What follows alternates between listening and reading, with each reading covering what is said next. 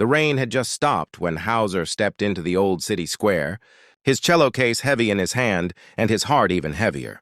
The lights from nearby cafes reflected on the wet stones, turning the ground into a mirror of flickering gold and blue.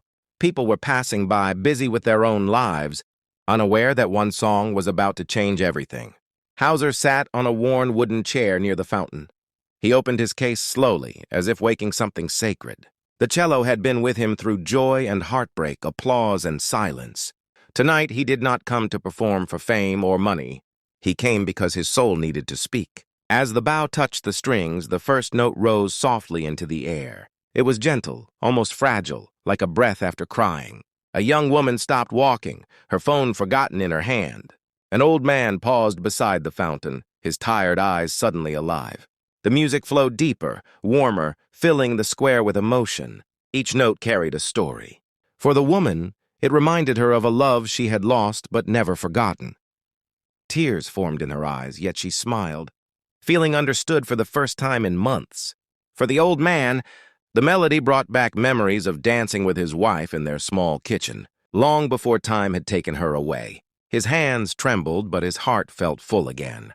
A child tugged at his mother's sleeve and sat cross-legged on the ground, listening with wide eyes. The cello sounded like a voice telling a fairy tale, one without words but full of meaning. Even the street seemed to slow down, as if the city itself was listening.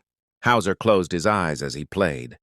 He felt the music move through him, not from him. His pain, his hope, his life poured into every vibration of the strings. The song grew stronger, rising and falling like waves, touching every soul that stood nearby. Strangers gathered closer, connected by something invisible but powerful. When the final note faded, silence followed, deep and respectful.